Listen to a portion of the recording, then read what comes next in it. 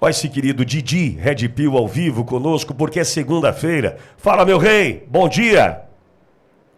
Bom dia, Pitoli, bom dia, amigos da Rádio Auriverde Brasil, bom dia, João, bom dia aos amigos da bancada, todo mundo aí da rádio. Mais uma segunda, satisfação imensa estar aqui com vocês, na maior audiência do YouTube no Brasil, nas segundas-feiras, né, para mim aqui. Então é muito legal estar aqui com você, Pitoli, um abraço. Obrigado, Didi. Didi, e essa história do Centrão, querendo dizer que caiu a ficha do Bolsonaro, que não vai ser candidato. Eu tô dizendo que se Bolsonaro não for candidato em 2026 é fraude, é golpe. Porque nada justifica Bolsonaro inelegível. E também disse no meu comentário, Didi, já vou passar para você o seguinte, é óbvio que o Centrão não quer Bolsonaro. Centrão é o sistema. Você acha que eles vão torcer pro Bolsonaro, Didi? Cara, eu assino aí embaixo do que você falou, voto com o relator. Não existe democracia se Bolsonaro não tiver nas próximas eleições. Eu estou falando democracia mesmo, não estou falando nem de eleição. Estou falando democracia porque Bolsonaro não cometeu nenhum crime, ele está inelegível por duas coisas, né? Que é aquele pronunciamento que ele fez lá no 7 de setembro, lá em Brasília, em cima do trio elétrico do Malafaia, e ali ele foi acusado de abuso de poder econômico, e quem bancou tudo foi Malafaia. Eu estava ali na frente do trio, Pitoli. Estava ali na frente do trio, a 2 metros de Bolsonaro, eu estava ali. Então ali não teve abuso de poder econômico, porque não saiu R$1 das arcas do Estado. O outro absurdo é a inelegibilidade dele, porque ele conversou com o embaixador, sendo que o próprio Fachin havia conversado com o embaixador, com embaixadores, e não existe isso no nosso ordenamento jurídico de que um presidente da República não pode conversar com embaixadores. Então são duas desculpas esdrúxulas, e por isso que eu digo, sem Bolsonaro não tem democracia. Eu concordo com você, essa história aí do Centrão, pro Centrão, ótimo, o Centrão está fazendo força para que Bolsonaro seja preso mesmo, ou no mínimo não seja preso, mas que não participe das eleições. O Centrão está fazendo força para isso, mas resta combinar com os russos, né, amigo? Resta combinar com o povo. Bolsonaro é líder em todas as pesquisas. Segundo o Lauro Jardim, vem bomba da Quaest aí nas próximas pesquisas de opinião pública contra Lula, que já teve uma péssima anteontem, né?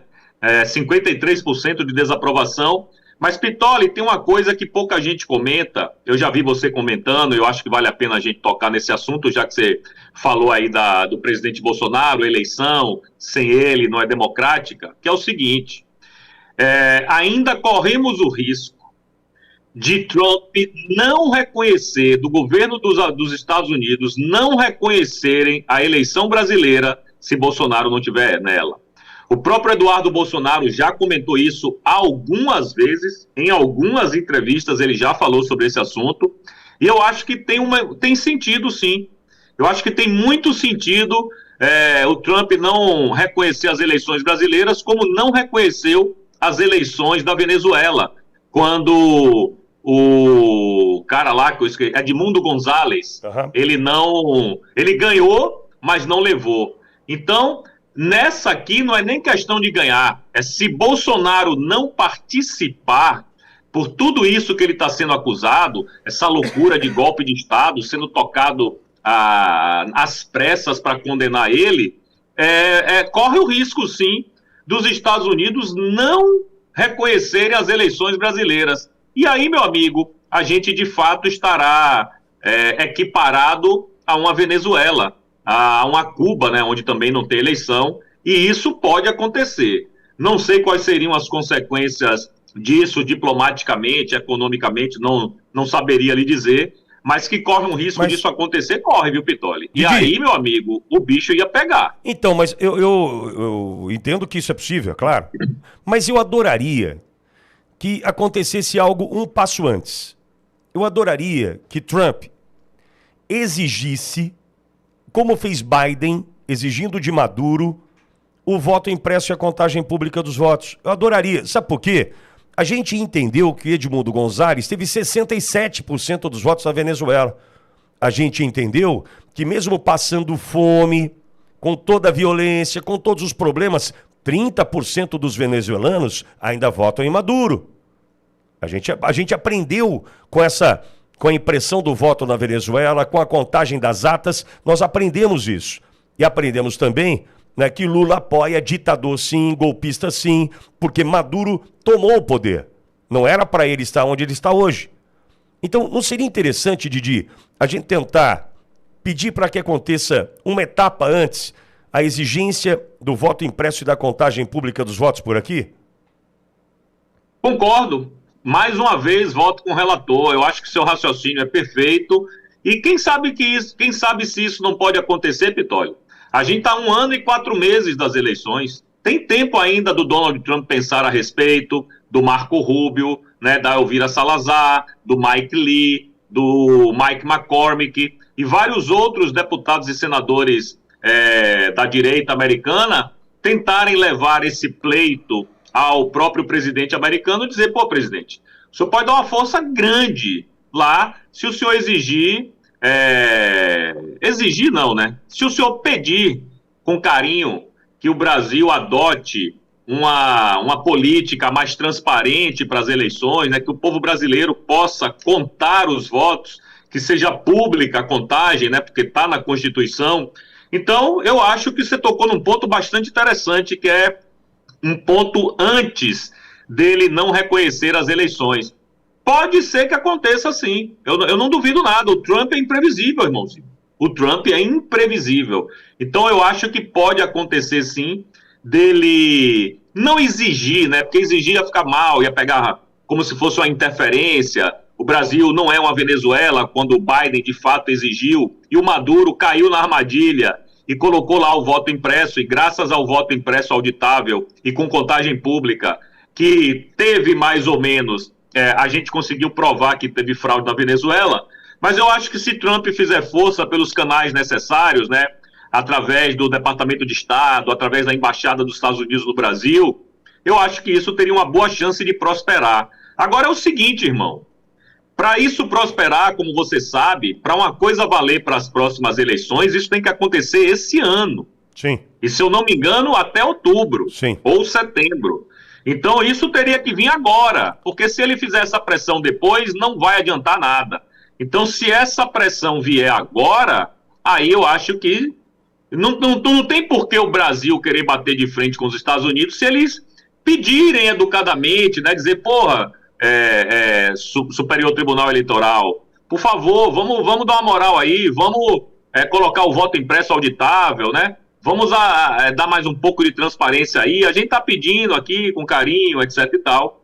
Eu acho que teria uma boa chance, mas tem que acontecer esse ano. Se não acontecer esse ano, o máximo que ele vai poder fazer, de fato, é não reconhecer as eleições quando elas acontecerem, né? Porque eu entendo que é um caminho natural, né, Didi? Eu exijo um aprimoramento do processo, aliás, não vejo nada de errado nisso, até sinto um cheiro de prevaricação quando se tem a possibilidade de aprimorar, tem recurso para aprimorar e não se faz. Sim. Tem um cheiro de prevaricação, né? Não deveria nem Estados Unidos estar exigindo ou exigir, né? Isso deveria estar acontecendo naturalmente, porque se o processo pode ganhar, né, um aprimoramento, um passo à frente, né, que dê um outro patamar de confiabilidade ao processo, por que não fazer? Isso gera desconfiança, infelizmente, em muitos, né, que ainda podem, segundo o próprio Guga Chakra da Globo News, ainda pode se discutir eleição, ou não pode? Ele disse que, o Guga, né, eu vi num vídeo lá numa briga com a Castanhede, né? Castanhede? Castanhede. Castanhede lá, eu vi a pancada lá um no outro, dizendo o seguinte, olha, eu me acostumei com a primeira emenda, ou seja, ele se acostumou com a liberdade, que nós não temos mais no Brasil. E o Google ainda coloca, por que não pode discutir eleição no Brasil? Didi, ninguém está falando do resultado de 22. Eu estou olhando para 26. E o TSE, entende, ter a obrigação de aprimorar o processo, Didi. Pois é, cara, a gente fica se perguntando, né, nós do lado de cá, por que lutam para que não tenha mais transparência no processo eleitoral brasileiro? Essa é a pergunta de todo cidadão de bem. Por que é que não querem uma camada a mais de proteção, uma camada a mais de transparência para o povo confiar no resultado das urnas. Pitoli, nós da direita, nós sabemos jogar o jogo. Se a gente perder, a gente aceita. Agora, a gente tem que perder acreditando nas regras do jogo. Se Lula tivesse ganhado transparentemente, né, eu não estou nem dizendo que ele não ganhou assim, mas se a gente tivesse confiança no processo eleitoral de 2022, não teria acontecido o 8 de janeiro. Eu não seria um asilado político, entendeu? Nada disso teria acontecido, porque ganhou, ok, Lula ganhou, leva, irmão. Tá tudo certo, eu acredito no processo, acredito em tudo que aconteceu, a gente perdeu, paciência, bota a viola no saco, vamos tentar na próxima eleição. Mas o povo ficou com o sentimento de que faltava alguma coisa. Tinha alguma coisa ali que o povo não estava achando tão legal assim, né? Eu não posso me expressar do jeito que eu gostaria, mas eu acho que está todo mundo entendendo. Então, assim, se você acredita no processo, o processo não for a seu favor, tá tudo certo. A gente não vai brigar por causa disso. Mas não foi o que aconteceu. E o que mais a gente fica se perguntando é por que as autoridades, né? E entendam autoridades exatamente as pessoas que vocês estão pensando aí, por que eles não querem mais transparência? Por que eles não querem um voto impresso auditável, com contagem pública de voto? Né? A gente não consegue entender isso, mas na verdade a gente entende muito bem por que eles não querem, né? Mas eu acho que isso vai ser inevitável. Desculpe aí, Pitoli. Eu acho que isso vai ser inevitável porque nós teremos a maioria no Senado nas próximas eleições. Teremos a maioria, sim. Não acho que a gente vai fazer a maioria na Câmara, mas no Senado faremos. E aí, meu amigo, as coisas vão mudar. Nós teremos voto impresso auditável, nós teremos contagem pública de votos, talvez até um voto distrital, mesmo que seja misto ou puro, tanto faz, já seria um avanço gigantesco. Acho que as coisas no Brasil tendem a melhorar, eu sou otimista, sei que a gente vive numa ditadura da toga, mas eu sou otimista, tenho que ser, e acredito que com o Senado do nosso lado, a gente fazendo o presidente do Senado, muita coisa vai mudar. Não é à toa, meu querido Pitoli, que ontem o próprio presidente Lula deu essa declaração, né, dizendo que ele é para focar no Senado, porque senão a direita vai fazer uma bagunça, uma esculhambação, ele usou um termo assim. E ele, inclusive, está abrindo mão dos governos do Estado para focar no Senado. Bom, mas, Didi, segura na mão de Deus. Oi. Mas, Didi, sabe o que eu penso com relação ao Senado? É assim, são 2 votos para o Senado agora em 26, você vai escolher 2 senadores. Se eu, por exemplo, vamos pegar São Paulo. Se eu escolher Eduardo Bolsonaro, que é uma opção para o Senado, lidera as pesquisas em São Paulo para o Senado. Eu, Alexandre, escolheria o segundo na mesma linha. Não sei quem vai se apresentar, se é Derrite, não sei quem vai se apresentar. Mas eu vou na mesma linha. Ou seja, se Eduardo Bolsonaro fizer como fez o astronauta, né, 10 milhões de votos, o segundo tende a fazer algo muito parecido. Desde que a gente não pulverize, que tenha só um segundo nome. Se tiver só um segundo nome da direita, a gente faz os 2. Porque se eu fizer 10 milhões para Eduardo Bolsonaro, eu vou fazer 10 milhões para a segunda opção. Repito, desde que não venha a surgir aí 500 opções, que aí vai pulverizar, não vai ficar legal. Agora, eu não consigo imaginar eu votando na primeira opção Eduardo Bolsonaro, e na segunda, Eduardo Suplicy. Isso não existe. Então, eu vejo, Didi, a possibilidade da gente fazer muita gente para o Senado. Muita gente para o Senado. Não dá para imaginar, num estado que elege Eduardo Bolsonaro, o segundo colocado ser do PT. Eu não consigo fechar essa conta, Didi. Não fecha e não vai acontecer. O PT não vai fazer um senador em São Paulo. Não vai fazer de jeito nenhum. Primeiro, como você falou, Eduardo Bolsonaro provavelmente vai se candidatar sim, nem que a candidatura dele a campanha dele seja feita virtualmente, pouco importa. Eduardo se agigantou. Eduardo hoje já não é mais visto apenas como uma opção para o Senado, mas sim também para a presidência da República, né? caso a primeira opção do brasileiro todo, que é o presidente Bolsonaro, não possa ir, mas Eduardo é uma segunda opção, sim, não tem a menor dúvida, e cada vez mais forte. E sim, ele vai fazer muito voto, e eu não consigo. Quem é de direita jamais votaria em alguém, nem de centro, cara. Nós vamos votar no candidato de Bolsonaro em São Paulo, no candidato de Bolsonaro na Bahia, que é difícil, é bem difícil, mas só um dado aí, Pitoli. Na Bahia hoje, quem está liderando as pesquisas não é um petista para o governo do estado. É a ACM Neto, do União Brasil, vice-presidente. Entendeu? Então, assim, pela primeira vez em 20 anos, a Bahia não tem um candidato ao governador em primeiro lugar nas pesquisas que não seja do PT.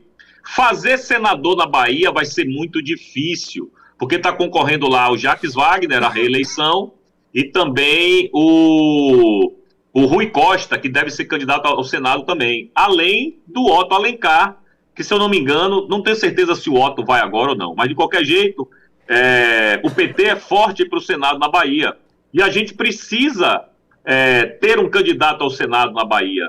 O meu nome seria o ex-ministro João Roma, que é o presidente do PL na Bahia. Seria um bom nome, mas não sei se teria chance. De qualquer jeito, tirando o Nordeste, onde a coisa realmente ainda é difícil, o nordestino ainda se deixa enganar pela lamúria aí do presidente Lula. Tirando o Nordeste, eu acho que no resto das outras regiões, Sul, Sudeste, Centro-Oeste e Norte, nós temos uma boa possibilidade de fazermos muitos e muitos senadores. Eu não vou dizer que em todas essas regiões nós vamos fazer os 2 senadores, não vou dizer isso, mas se a gente fizer mais 25, 27 senadores além do que a gente já tem, 30, bicho, já tá ótimo. Sim. Já somos maioria, já elegeremos o presidente do Senado.